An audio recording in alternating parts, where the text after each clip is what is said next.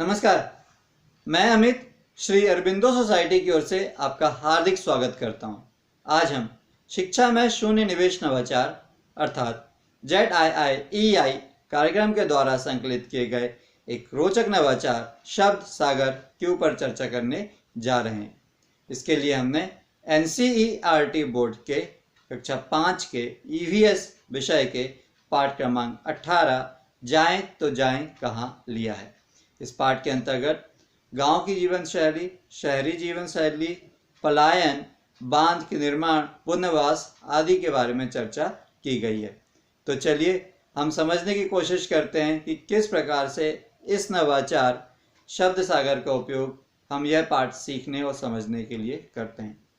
इस नवाचार शब्द सागर में विद्यार्थी अपने सहपाठियों के साथ मिलकर अपनी शब्दावली बढ़ाते हैं, भाषाई कौशल बढ़ाते हैं और सीखने की प्रक्रिया में व्यस्त रहते हैं और मस्त रहते हैं। यही इस नवाचार की मुख्य नवीनता या विशेषता होती है। इस नवाचार के कारण न केवल विद्यार्थी पाठ की विषय वस्तु से रूबरू होते हैं, बल्कि बच्चों के सर्वांगीण विकास के लिए, बच्चों के होलिस्टिक डेवलपमेंट के लिए जो भी गुणों की आवश्यकता होती है, जैसे शिष्टाचार, अनुशासन, धैर्य, विनम्रता, परस्पर सहयोग, आत्मविश्वास आदि सारे गुण बच्चों में धीरे धीरे इस नवाचार के कारण विकसित होने लगते हैं।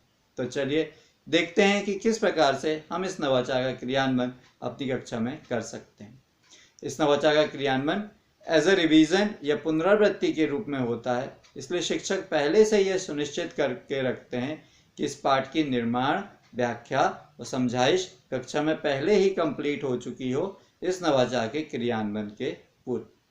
जब शब्द सागर नवाचार का क्रियान्वयन शिक्षक को कक्षा में करना होता है तो वो कक्षा में एक डिब्बे के साथ प्रवेश करते हैं और सभी विद्यार्थियों से बोलते हैं जो आपकी वर्तमान पाठ की समझ है उसके आधार पर आप कुछ शब्द पर्ची में लिख लीजिए और वो शब्द या वाक्य अपनी पर्ची में लिख लीजिए और वो डिब्बे में डाल दीजिए। सभी बच्चे ऐसा करते हैं, कुछ ना कुछ उस पर्ची में लिख के उस डिब्बे में डाल देते हैं जो पाठ से जुड़े तत्व होते हैं। फिर उसके बाद दूसरे दिन शिक्षक उसी डिब्बे के साथ आते हैं कक्षा में। वो बोलते हैं क्यों ना हम इस डिब्बे को सजाते हैं, डेकोरेट करते हैं। सभी बच्चे मिलकर, शिक्षक मिलकर उस डिब्बे को सजा देते हैं रंगीन कागज से।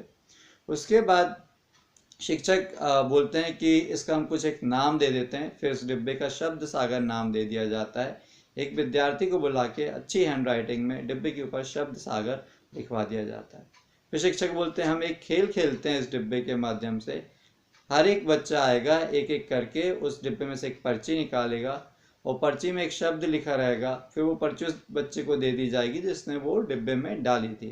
वो बच्चा सबके सामने आएगा, शब्द पढ़ेगा और शब्द के बारे में और बतलाएगा और विशेषता बताएगा। फिर इसी प्रकार से सभी बच्चे क्रिया करते हैं और तो पाठ में जितने भी शब्द आए होते हैं उसका सबका बच्चों को समझ में आ जाता है, कॉन्सेप्ट क्लियर हो जाता है।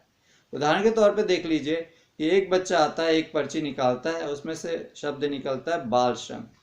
तो वो पर्ची उस बच्चे को दे दी जाती है जिसने बाल श्रम लिख के डिब्बे में डाला था। वो बच्चा कक्षा में सबके सामने आता है, पढ़ता है बाल श्रम और बोलता है बाल श्रम एक अपराध है, एक क्राइम है। उस प्रकार से दूसरा बच्चा आता है, एक पर्ची निकालता है, उसमें से मान लीजिए निकलता है बांध। उस बच्चे को पर्ची दे दी जाती है जिसने वो बांध लिख के उस डिब्बे में डाला था। वो बच्चा सबके सामने आता है और पढ़ता है बांध। बोलता है नदियों के पानी को रोकने के लिए और समय पर उपयोग करने के लिए, बिजली बनाने के लिए बांध बनाया जाता है। इस प्रकार से सभी बच्चे क्रियान्वयन करते हैं और अपने पाठ को और अधिक अच्छे तरीके से समझ पैदा कर लेते हैं और समझ जाते हैं। उम्मीद है कि नवाचार का क्रियान्वयन आपको भी बहुत पसंद आया होगा और उसका क्रियान्वयन आप भी अपने विद्यालय में जरूर करेंगे। हमें पूर्ण विश्वास है इसके बहुत अच्छे सकारात्मक परिणाम आपको देखने को मिलेंगे और स्कूल की लर्निंग आउटकम में जरूर वृद्धि होगी। यदि ये वीडियो आप फेसबुक पे देख रहे हैं तो प्लीज़ ZIIEI का फेसबुक पेज जरूर लाइक कीजिए। अभी तक यदि आपने ZIIEI का यूट्यूब चैनल सब्सक्राइब नहीं किया तो प्लीज़ उसको सब्सक्राइब कर लीजिए।